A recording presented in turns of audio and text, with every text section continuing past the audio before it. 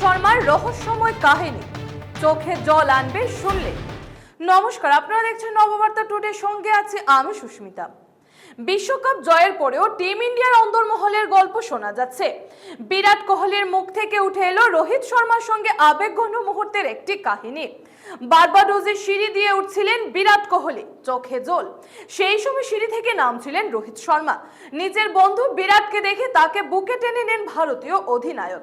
বৃহস্পতিবার ওয়াংখেড়ে স্টেডিয়ামে দাঁড়িয়ে বিরাট বলেন, বিশ্বকাপ ফাইনালে জয়ের পরে যখন আমি সিঁড়ি দিয়ে উঠছিলাম তখন আমি কাঁদছিলাম, রোহিত শর্মা কাঁদছিল। আমরা জীবনেও ওই মুহূর্তটা ভুলবো না।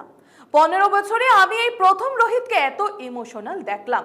বিরাট আরো জানান, দীর্ঘদিন ধরে আমরা এটা পাওয়ার বিশ্বকাপ জয়ের চেষ্টা করছি। ওয়াংখেড়ে স্টেডিয়ামে ট্রফি ফিরিয়ে আনার অনুভূতিটা দুর্দান্ত। মেরিন ড্রাইভ ভিক্টরি প্যারেড ছাদকোলা বাসে বিশ্বকাপ ট্রফি হাতে রোহিত ও বিরাট সেলিব্রেট করেন।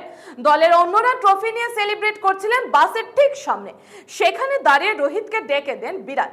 এমন মুহূর্তের কাহিনী শোনার পর সমর্থকদের চোখেও জল এসে যায়। রোহিত ও বিরাটের বন্ধুত্ব এবং তাদের লড়াইয়ের কাহিনী টিম ইন্ডিয়ার এই ঐতিহাসিক সাফল্যের অন্যতম ভিত্তি দিতে পারে। এক্ষেত্রে আপনি আপনার জমা করা টাকাও পেয়ে যাবেন, কিন্তু এক্ষেত্রে মনে রাখবেন, আপনি যদি 5 বছর আগে আত্মসমর্পণ করেন তাহলে আপনি বোনাসের টাকা পাবেন না।